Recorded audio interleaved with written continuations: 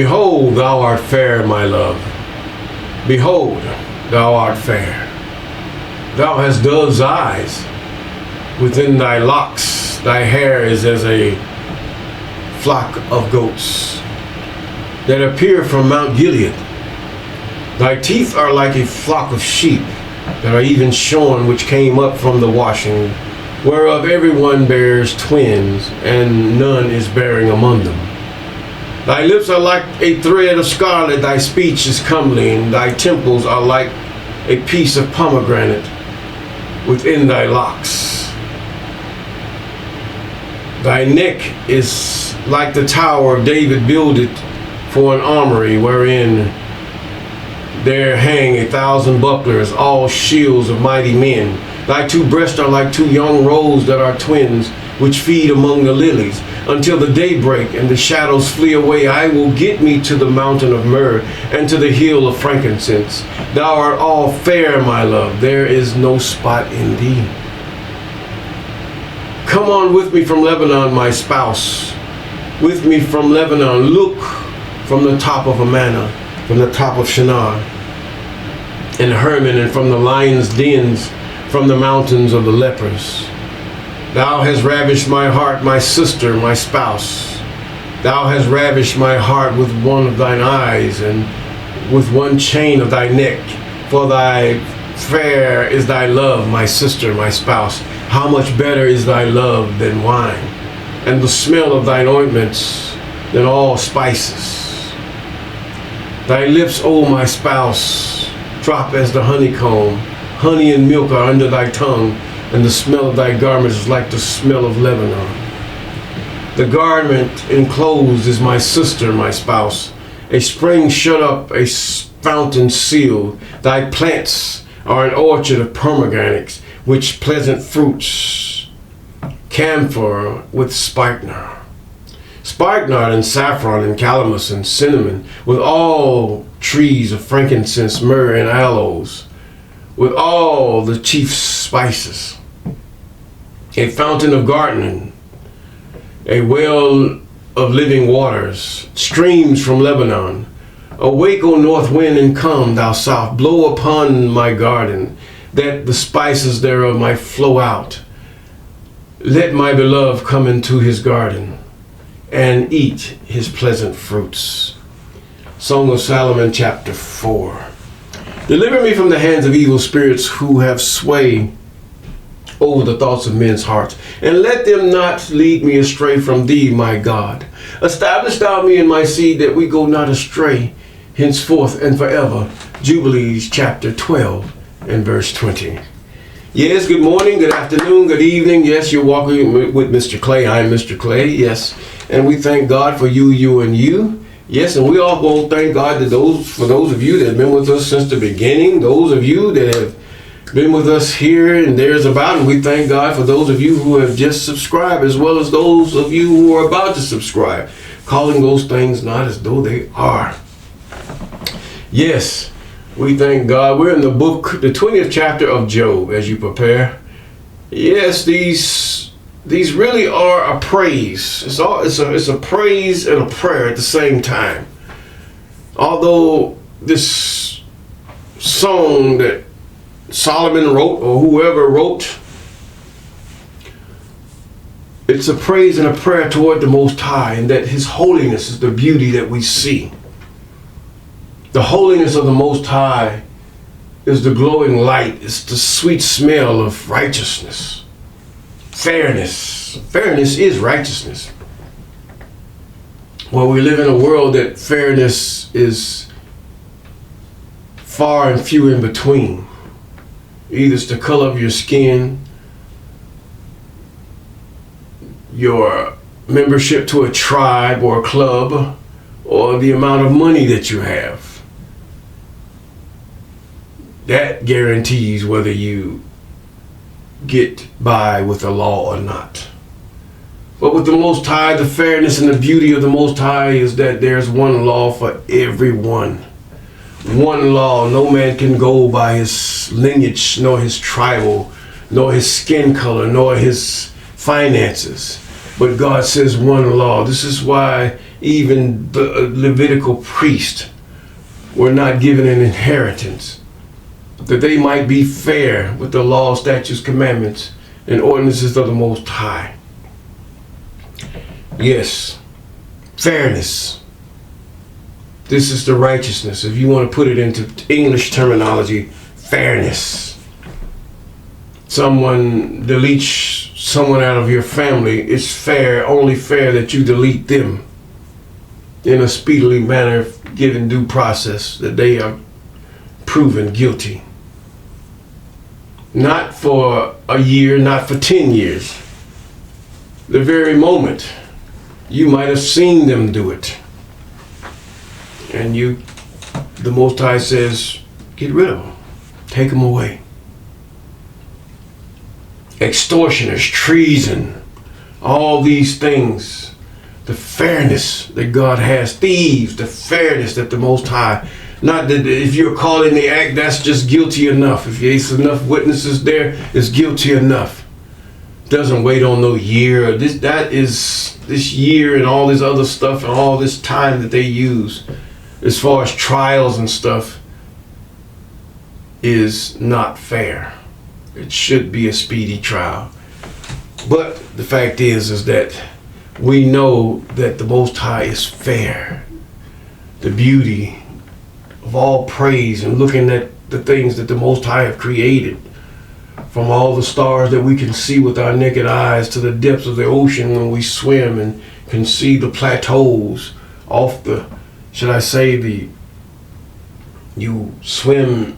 I was in Okinawa, I swam and after a while the ocean drops and there was an endless depth that I could not see. But I'm sure it was a few hundred, not hundreds of feet down. I could see big schools of fish as I swam in that huge ocean. But yet there was a plateau where I had safety, just in case I saw something coming. But anyway, I digress. But nevertheless, God is fair. And God is one that would give us as to why the Most High has given us the laws that we have. Many of the laws have been lost by the foolery of Israel, and then you had Noah brought laws, things that God had required of man that were lost in Egypt because they were given to Shem. Shem gave them to Abram. They were given to Shem, the books. And they were given to Abram, but some kind of way through Egypt, they got lost. If you would follow the thread, that would be a good hypothesis. They were lost in Egypt, yes. Now, we're in the book of Job. The book of Job, chapter 20 as you prepare. And Abram knew the law. He knew of the idolatry. He did not do that. He did not know the law when it came to his time to discover the Most High. Abram, in the book of Jubilees, destroyed his father's idols because he did not see the sense in something that could not speak or something that could not help itself. But if he break it, it's broke. It could not put itself together. All these things are written in those books, the 3 books of beginnings. There's a 4th book of beginnings, the book of Enoch, the book of Jubilees, the book of Jasher, and Genesis. Yes, these are the book of beginnings, how things had started. And they all coincide with each other, except for the book of Genesis leaves a lot out because it was translated by those who had ulterior motives, I should say. Now in the book of Job, Job chapter 20. Then answered Zophar the Naamathite, and said, Wherefore do my thoughts cause me to answer? For this I make haste. I have heard, the check of my reproach and the spirit of my understanding causes me to answer. Knowest thou not this of old, since man was placed upon the earth, that the triumph of the wicked is short, and the joy of the hypocrite is but for a moment? This is a great truth. Even in your churches, even in your mosque, even amongst your camps, watch the wicked. Watch those who have money. They triumph.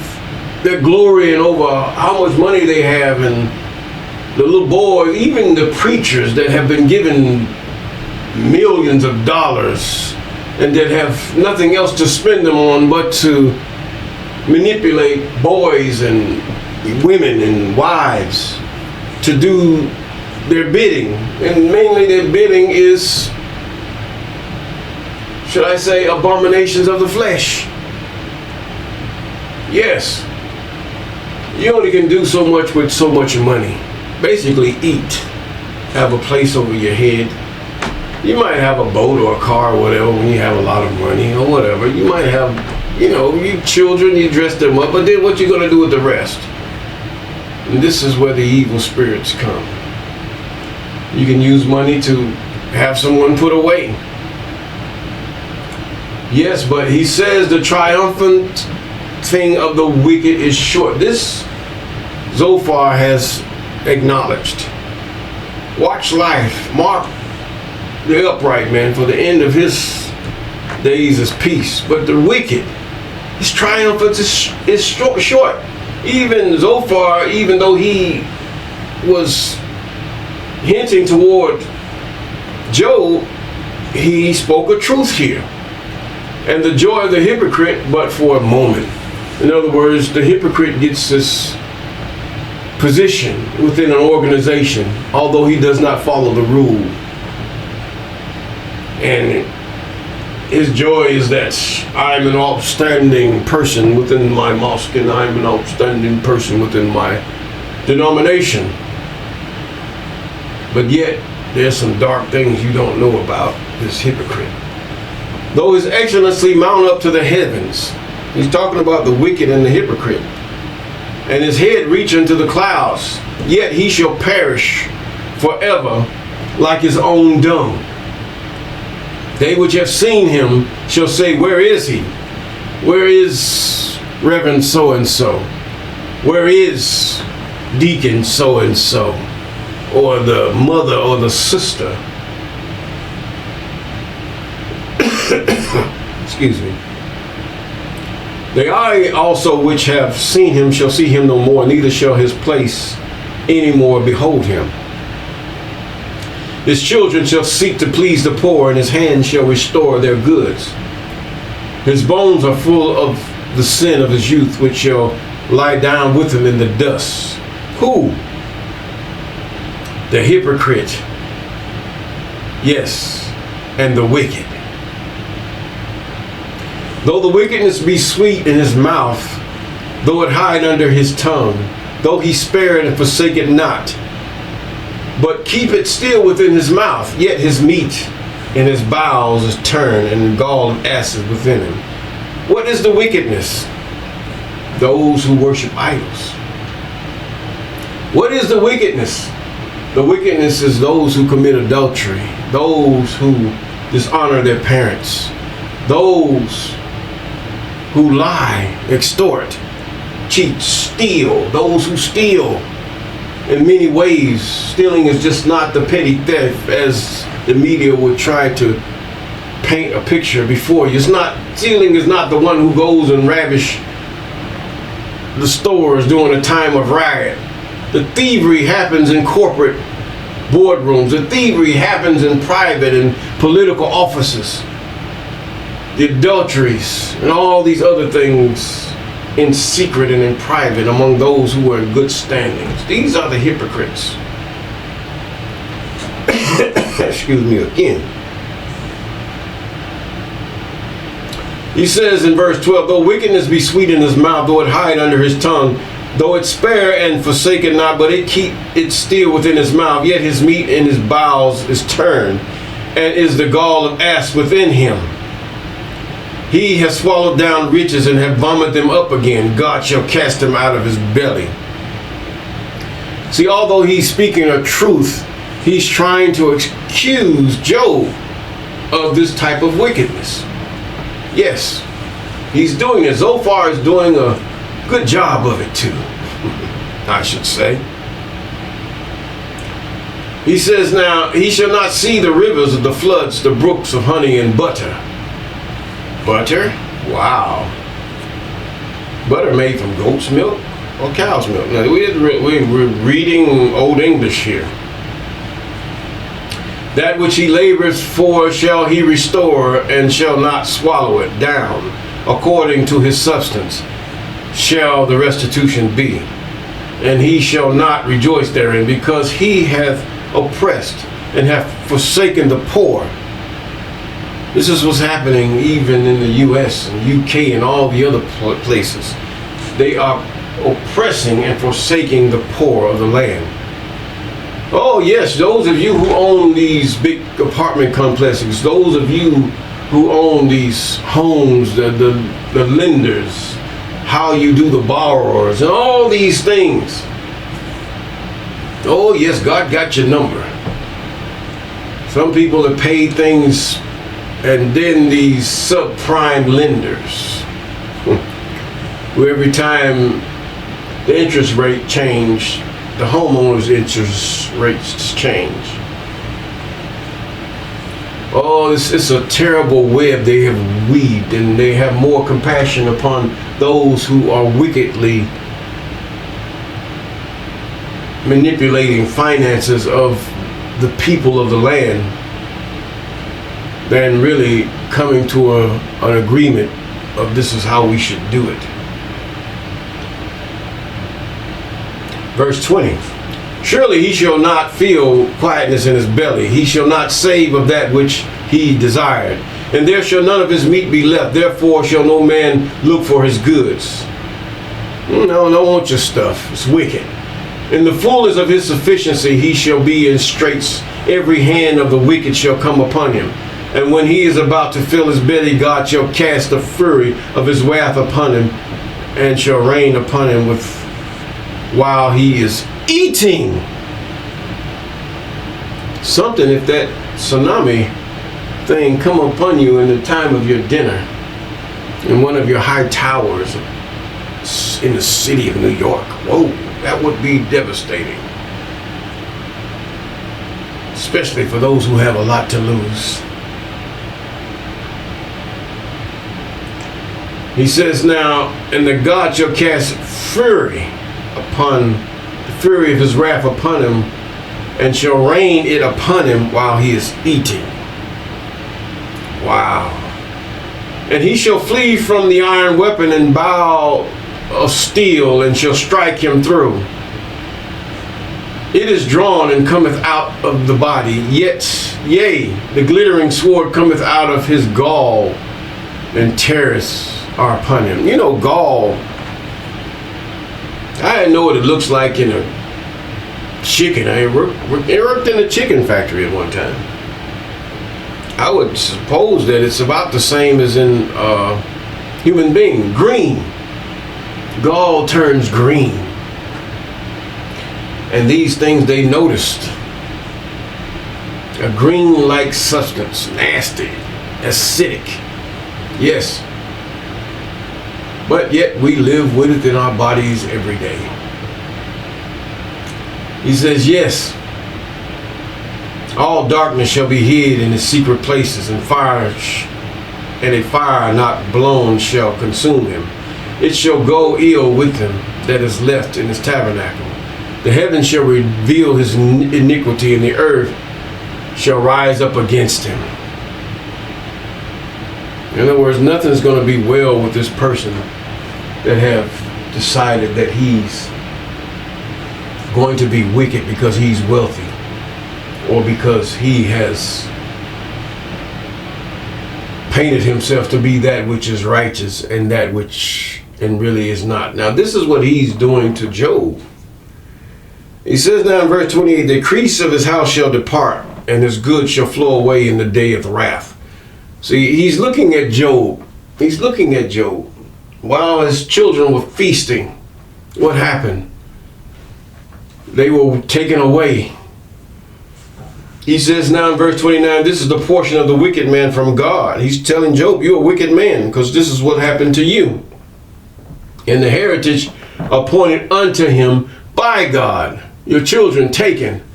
Your wealth is dispersed among those who have stole from you.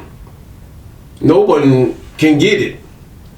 So he's really repeating the thing that has happened to Job because it was told to him. So he's saying it in a roundabout way. But Job, being wise, always, he knows what he's talking about.